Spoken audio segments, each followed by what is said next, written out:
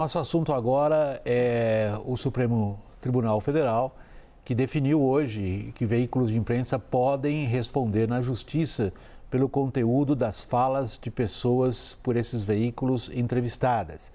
De Brasília, ao vivo, o repórter Luciana Amaral tem as informações ao vivo. Boa noite, Luciana. Boa noite, William. Boa noite a todos que nos acompanham aqui no WW. O Supremo, então, definiu hoje critérios para responsabilizar as empresas jornalísticas que, eventualmente, divulgarem acusações falsas. Por exemplo, se um entrevistado acusar falsamente uma terceira pessoa. Nesse caso, a empresa pode ser responsabilizada se ficar comprovado que, na época da divulgação da entrevista, já tinha indício concreto de que a acusação era mentirosa. A empresa também pode ser responsabilizada se ficar claro que ela deixou de verificar a veracidade dos fatos e também de divulgar esses indícios da acusação falsa. Essa responsabilização envolve, inclusive, eventuais indenizações por danos morais.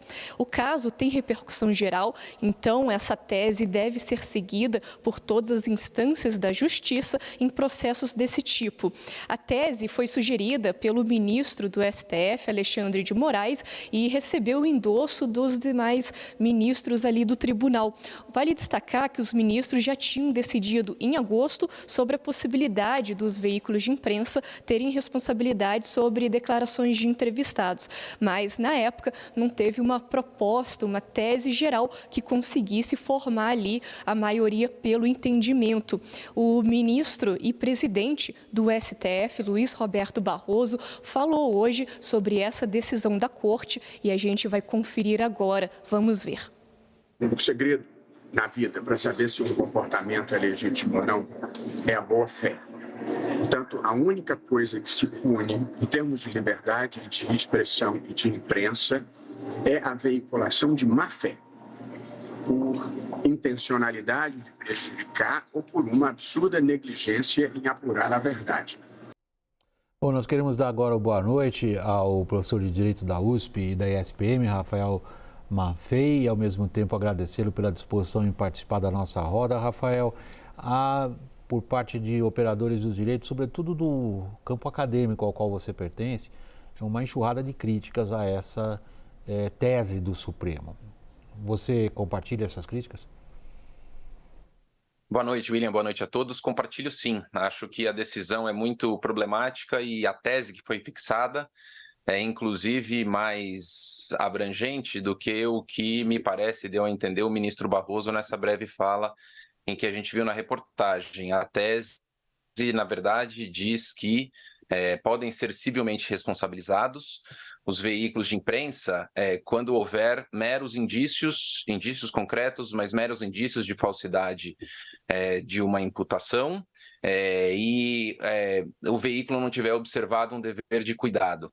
Portanto, não se exige esse parâmetro da má-fé, da malícia, da intenção de efetivamente, do jornal ter a intenção de efetivamente promover dano moral a alguém para que ele seja responsabilizado, pelo menos nos termos da tese.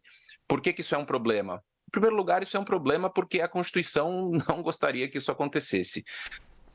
O artigo 220, parágrafo 1º da Constituição é explícito ao dizer que nenhuma lei pode conter qualquer dispositivo que possa constituir um embaraço à livre atividade jornalística. Evidentemente, se a lei não pode conter a possibilidade de embaraço, a interpretação da lei e da Constituição também não deveriam conter essa possibilidade. Me parece inequívoco isso. Assim como me parece inequívoco, que esse é o segundo problema, que essa interpretação traz esse embaraço. Porque a partir de agora os veículos têm que eventualmente responder por algo que seja dito por um entrevistado numa entrevista em que a pessoa está lá com seu nome identificado. Ela poderia ser responsabilizada, sempre pôde, né? Mas a partir de agora o veículo poderá sê-lo também. E isso obviamente vai impor aos veículos uma série de cuidados e uma série de restrições que vão justamente levar a esse embaraço que a Constituição não gostaria que existisse. Rafael, deixa eu considerar aqui como hipótese o que está acontecendo agora, nesse instante, entre nós aqui. Nós estamos aqui num programa jornalístico, você é nosso entrevistado, você é nosso convidado, você não tem nenhum vínculo com a nossa empresa. E mesmo que tivesse, mas não é o caso, você não tem nenhum vínculo com a CNN Brasil, nem com o programa WW, e nós estamos pedindo a você que expresse suas opiniões. Vamos supor, por hipótese, então, Rafael, que você expressasse uma opinião baseada em fatos inverídicos. Nós, empresas jornalísticas, estaríamos expostos e seríamos seus cúmplices? Vocês estariam, nos termos da tese, vocês seriam passíveis de acionamento por aquela pessoa a quem eu fizesse uma imputação falsa ou talvez falsa, com cara de que poderia ser falsa, porque bastariam indícios, né? E, enfim, né? Talvez pudessem ser considerados incautos por terem me convidado, e isso acarretaria, portanto, a violação de um dever de cuidado da parte de vocês. Pela tese, nada exclui vocês de serem responsabilizados se eu, por exemplo, fizer uma falsa imputação que seja danosa à reputação ou à honra de alguém aqui, certo? Portanto, poderia ser.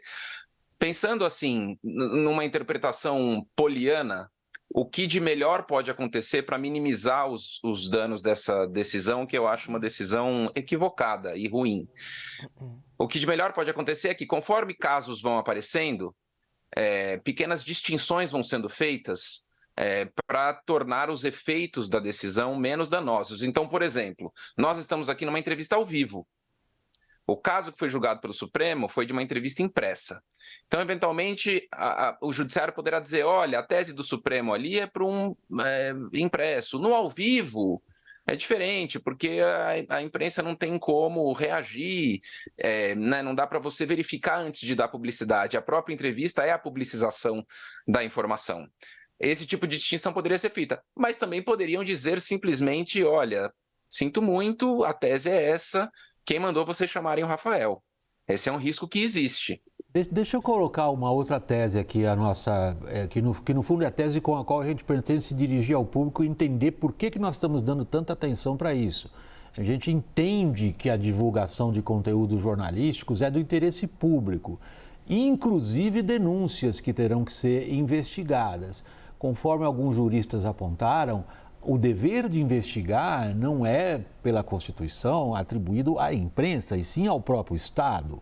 Então, torna para nós mais difícil, por exemplo, a nossa, que consideramos obrigação, de trazer aquilo que a gente considere do ponto de vista do interesse público, por exemplo, uma denúncia.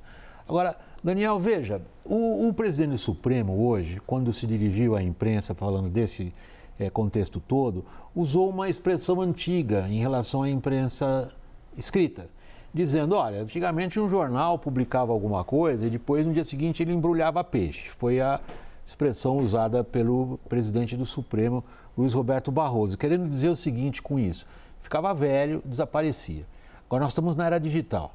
Na era digital, alguma coisa que foi publicada fica lá, tanto é que há um trecho nessa tese que prevê a remoção de conteúdo. Será que o Supremo está mirando nas plataformas digitais e falando da mídia? Talvez até seja, William. Eu confesso que não só não tive tempo de me debruçar sobre essa decisão ainda, não ali, como ainda não fiz aqui a tarefa de entender todo o caso em que ela está relacionada. Agora, o que me preocupa não é só o conteúdo, porque o ministro Barroso foi lá explicar que, olha, não é bem assim, são casos muito específicos, a regra geral não é essa, fiquem tranquilos. O ponto, para mim, não é só o conteúdo dessa decisão, que ainda preciso conhecer melhor, mas o timing dessa decisão. E acho que isso tem sido um erro recorrente do Supremo nos últimos meses.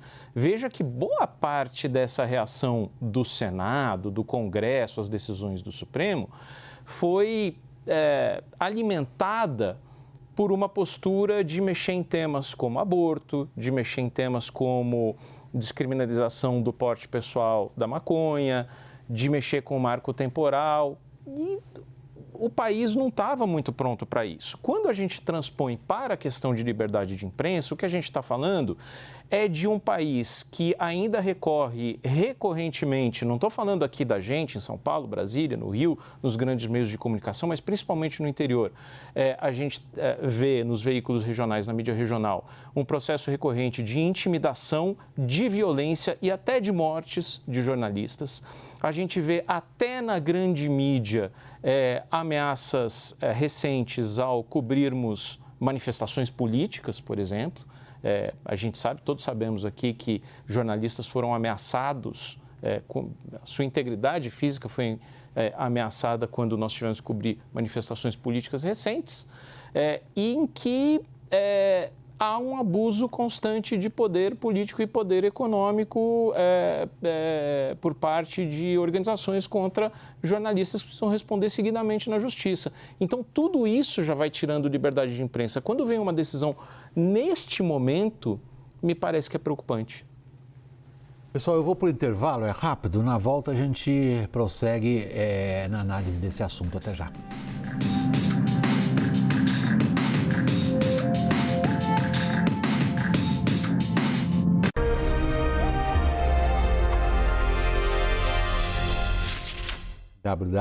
Voltando do intervalo, o Supremo veio há pouco com digamos, com uma informação à sociedade em relação ao que nós estamos agora analisando. Caio, você tem os detalhes. Isso, é um documento, né? Pedi para a Fernanda mostrá-lo aí. É um documento que é da gestão Luiz Roberto Barroso, dessa ideia de comunicar bem as decisões do Supremo Tribunal Federal. Eu recebi há pouco aqui de uma fonte do Supremo Tribunal Federal esse documento que acabou de ser divulgado.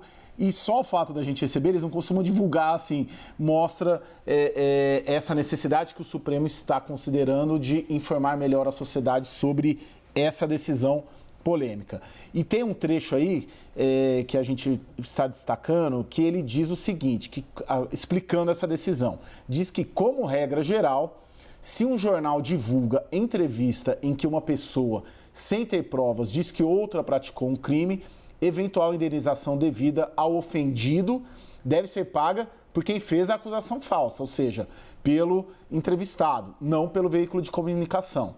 Aí ele diz ainda, em situações muito excepcionais, porém, a empresa jornalística pode ser condenada a pagar a indenização desde que comprovada a má-fé, dolo efetivo ou culpa grave do jornal na divulgação da entrevista. Thaís, você queria fazer uma pergunta ao nosso convidado, Rafael Maffei? Quero fazer, Rafael, sobre os adjetivos que estão em torno dessa decisão, quando o ministro Barroso fala negligência grosseira, o próprio sentido de má-fé, né? E isso tudo sob a responsabilidade ou sob a expectativa de uma decisão da Justiça de primeira instância. Então, o VAC citou isso aqui, né, da possibilidade de uma enxurrada de ações. Eu queria te ouvir um pouco sobre essa dinâmica e de mérito. Olha, é muito difícil saber exatamente como é que cada juiz em primeira instância, em primeiro grau, vai interpretar concretamente o que é a má-fé que gera a responsabilização do veículo e o que não é, né? Pelo entendimento que o ministro Barroso parece ter, a má-fé exigiria quase que a intenção provada do jornal de causar um dano reputacional a alguém, publicando uma pessoa, talvez até convocando para entrevista alguém que se soubesse, né, um caluniador contumaz ou alguém que pudesse, de fato, que provavelmente faria uma informação que seria uma informação lesiva à reputação de alguém, né? Por outro lado, o que a gente deve considerar é como essa decisão vai bater nas empresas jornalísticas. Qualquer empresa que enxergue isso como um risco vai considerar muito seriamente uma mudança das suas práticas para tornar menor esse risco. E o tornar menor esse risco fatalmente vai fazer com que essas empresas possivelmente se refreiem na hora de convocar pessoas para entrevista que elas sabem que podem fazer denúncias que são denúncias que podem levá-las à possibilidade de responsabilização. Acho muito importante, o Daniel fez um comentário no bloco anterior, que diz respeito a esse timing da decisão do Supremo e como é que, às vezes, as decisões parecem cutucar um vespeiro no Congresso Nacional, né? Embora esse tema seja um tema muito delicado, eu apostaria que no Congresso Nacional as pessoas estão batendo palma para essa decisão, porque eu acho que as maiores beneficiadas pelo tipo de efeito intimidatório que ela pode gerar sobre a imprensa são políticos, são autoridades públicas, são as pessoas sobre as quais, normalmente, alguém vai à imprensa, numa entrevista, fazer algum tipo de afirmação, né? O caso que gerou essa condenação é um caso que, de fato, começou como um caso muito restrito, muito sui generis, dizer respeito a uma pessoa que fazia uma acusação muito claramente infundada sobre um ex-militante da esquerda durante a ditadura, com base em documentos produzidos pela própria ditadura, que potencialmente eram mentirosos. E o ministro Fachin, que foi quem começou a tese da responsabilização, pretendia restringir, aí sim, na minha interpretação, a uma coisa bastante pontual, bastante excepcional e sem riscos grandes de contaminação para outras decisões. A decisão do ministro Alexandre de Moraes ampliou isso. Portanto, hoje, a possibilidade de que alguém seja acionado, a imprensa seja acionada, e eventualmente algum juiz de primeiro grau considere que os indícios concretos estavam ali e o dever de cuidado não foi observado, existe, de fato existe. Talvez não seja a decisão de primeiro grau com a qual o ministro Barroso concordaria, mas a possibilidade de que ela venha a ser tomada nos termos da tese da decisão é real, né? Me parece que existe talvez uma distinção que precisa ser feita entre o que seria o dever de cuidado. Não sou jornalista, veja bem, hein? Jornalistas são vocês. Mas o dever de cuidado de uma reportagem e o dever de cuidado de uma entrevista. Evidentemente, numa reportagem, existe um trabalho de apuração, você não vai colocar ali na reportagem coisas que não sejam comprovadas, que você não tenha apurado. Mas numa entrevista, né, muitas vezes a entrevista tem essa marca de ser, inclusive, pioneira na divulgação de uma denúncia. O Mensalão começou com uma entrevista do Roberto Jefferson, né?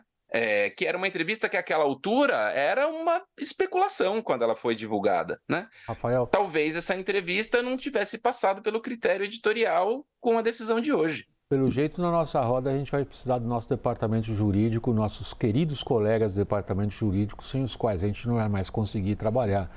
Só que o apelido no jargão jornalístico ao departamento jurídico das empresas é melhor não.